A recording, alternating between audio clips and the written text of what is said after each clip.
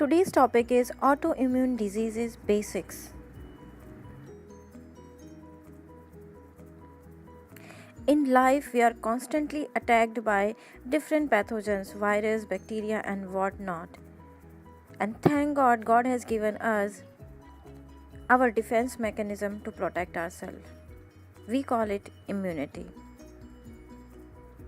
So, immunity is the self defense mechanism.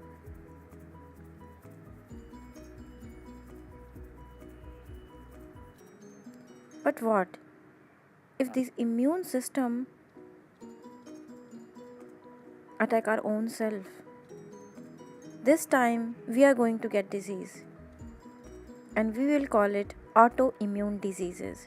So autoimmunity is the immune reaction against self antigens. Host defense system attacking host itself. Autoimmune diseases can be categorized into two types. Either it can be organ specific or the system specific. Organ specific diseases are usually localized, but the system specific diseases are widespread diseases. Example, systemic lupus erythematosus. It can involve from top to bottom each and every organ, so they are more dangerous to get it.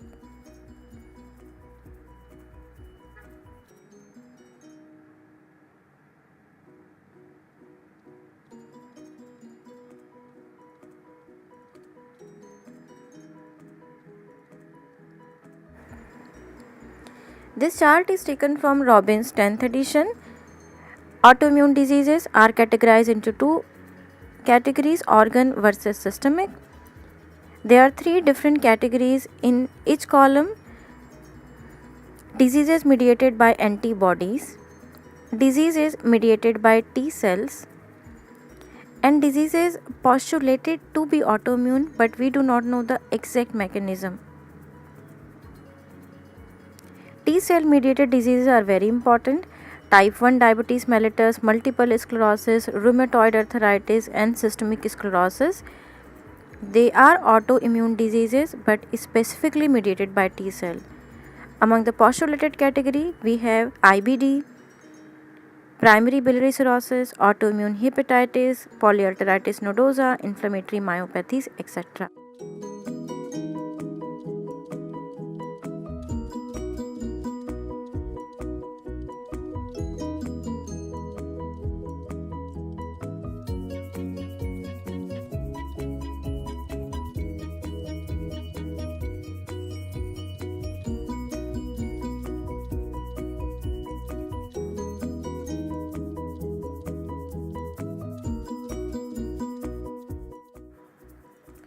Let me give you a short example, a short journey of AID, autoimmune disease.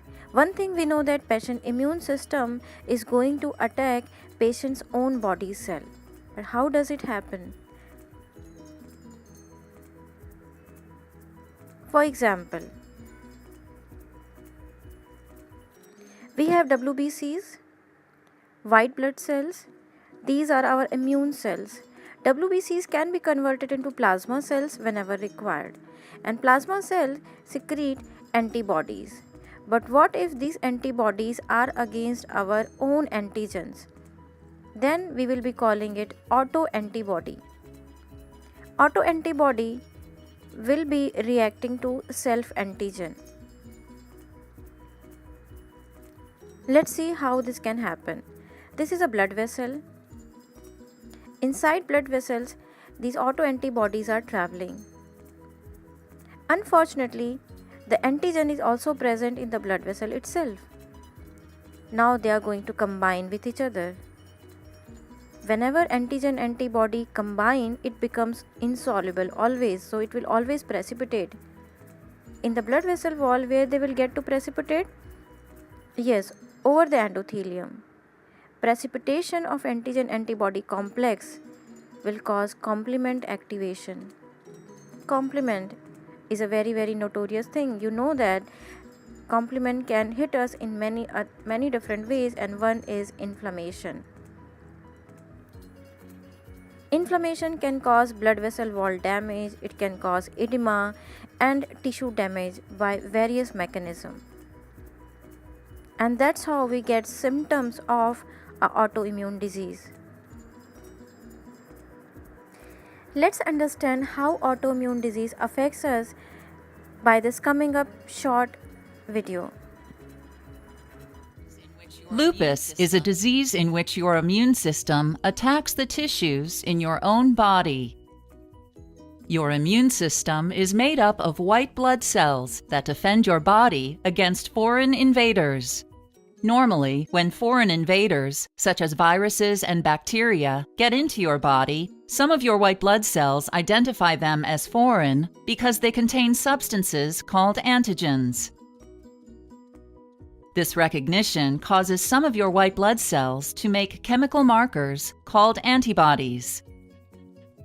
These antibodies attach to the antigens, marking the foreign invaders as targets for your immune system to destroy them. In an autoimmune disease such as lupus, your white blood cells mistakenly make antibodies to mark some of your own body's cells and circulating chemicals for destruction. When the antibodies attach to your normal cells, your white blood cells begin to attack them as if they were foreign antigens. Over time, this autoimmune response causes inflammation in the parts of your body wherever this attack is happening. Inflammation makes the blood vessels in the affected area expand and leak fluid, causing redness and swelling.